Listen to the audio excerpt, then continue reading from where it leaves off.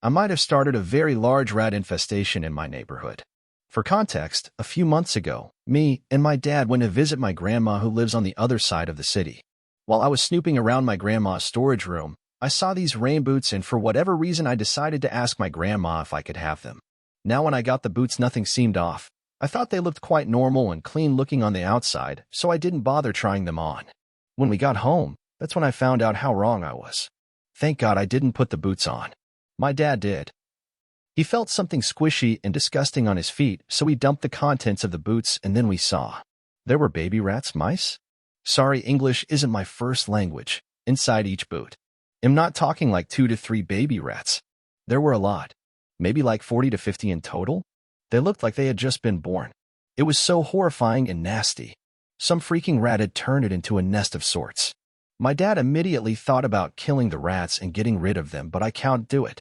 No matter how disgusting they were, I still felt bad for them. Their mother was probably frantically looking for them, but my dad insisted.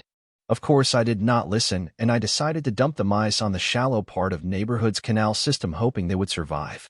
I told my dad I had dumped them into the canal to drown them, but I lied. Now I forgot about this entire incident, and I have even worn the boots on several occasions, but recently, I noticed a few rats scurrying around the neighborhood. These rats were huge. Not New York City levels, but still pretty huge. They were as big as kittens. I thought nothing of it, but then I heard several neighbors complaining how there were rats inside their homes, and that's when I connected the dots and realized those rats might have been the same ones I dumped a month ago. And that's pretty much it. I live in a nicer area, so our neighborhood was pretty clean up until those rats started scurrying around the streets, in the garbage, and in people's houses. Even our house was no exception. My mom screamed in the early hours of the morning, and that's when I knew they had invaded our house as well. People were getting mad and complaining, and I am horrified. The local government unit has already become involved, and I think this is becoming a very big issue. The rats are everywhere now. I seem to be the only one who has realized, as my dad seems to be oblivious, and I plan to keep it that way. I know it might sound like nothing to you all, but every time I hear a scream in our neighborhood, I do feel a little bad. I seem to have made things just a little harder for everyone living here. Edit. I'm sorry, I may have given the impression I was a disgusting person for keeping the boots. I grew up in a household where the furniture would be rearranged every Sunday just to make sure every spot would be clean.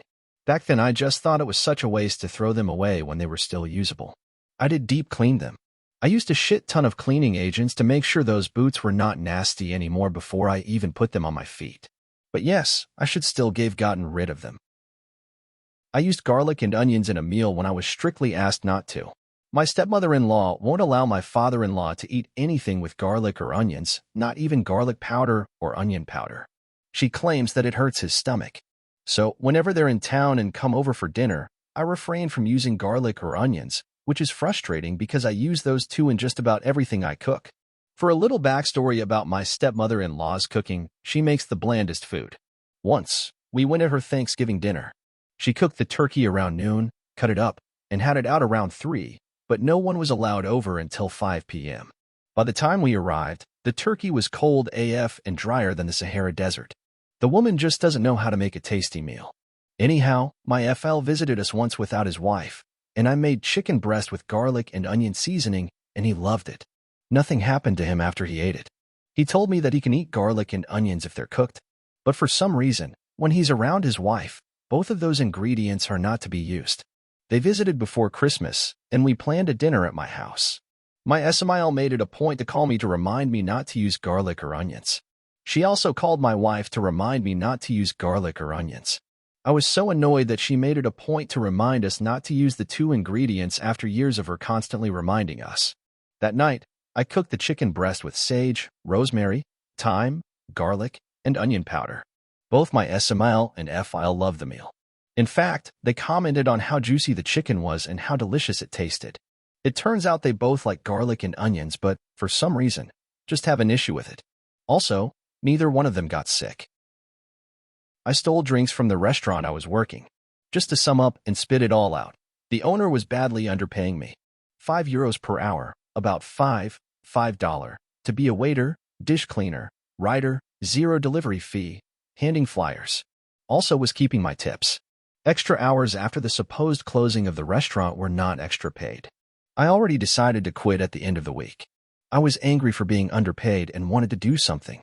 It has been a couple of days that I started sneaking some bottles of lemonade/Coke inside my bag. RN, I've stored about 15. I thought nobody would figure it out. They had dozens. Tonight, right as just we finished, on my way to the exit door, he asked me to see my bag, as he heard some clanking coming from it. Without much hesitation, I took all of them out. Got scolded. Didn't say much other than, "You were underpaying me, and sorry," not a very felt one though. Left. Not coming back again there. The thing is, he used to pay me at the end of the week. I guess I won't have those. After counting the money that he should give me and the value of the things I stole, it's still way more the sum that I should receive. But I guess it's okay. I deserve it. I know that I'm in the wrong. I just wanted to make my time worth, one way or another. I've been getting free food from McDonald's for a few weeks now. I want to start this off by saying that this only works because I have 3 cars. And there are 4 different McDonald's locations near me.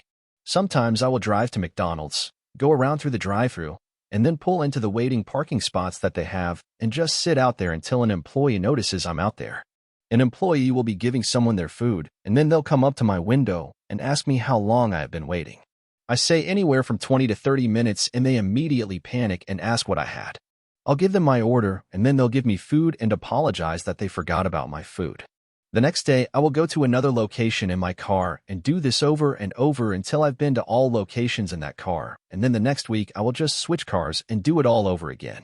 One of the McDonald's has caught on, but the other ones have not. I might be a bad person, but I'm hungry when I'm coming off from work. And they keep raising their prices. I've been faking being from UK for 6 years, and it's gone way too far. I'm using a throwaway account because I don't want my friends to find my main account. In 6th grade, my family and I moved to another state because of a new job that my mother had gotten. This was the first time in my life where I would be the new kid, so I wanted to spice it up a little. When I started school the next week and had to introduce myself to the class, I decided to lie and say that I was a transfer student from the UK. I had the British accent and everything. Everybody was interested in being my friend since I was British, and they asked me a lot about how school and life was in the UK. Instead of just giving up the joke then and there, I went home and researched a bunch about the UK, and came back the next day and explained everything I had researched, and people actually believed me.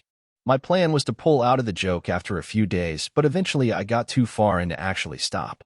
I sometimes ordered British snacks from online stores and brought them to school for my friends to try. My friends also gave me American snacks, and I had to pretend that I had never tried them before. I'm in 11th grade now, and all my friends and peers from that school still actually think I'm British. I know this isn't as horrible as the other confessions on here, but I'm feeling really guilty about lying about this for so long and need to get this off my chest. As soon as I get home, I switch back to my normal voice, but sometimes I even have trouble switching back to my regular voice because of how much I use the British accent. I don't know what to do because I even lied and told my friends that I'm going back to the UK for summer vacation, and they told me to send pics of my family down there when I go. I honestly don't know what to do at this point. I feel bad for lying this long, but I feel like it's been too long to pull out of this. I don't know. Just needed to get this off my chest and maybe some advice.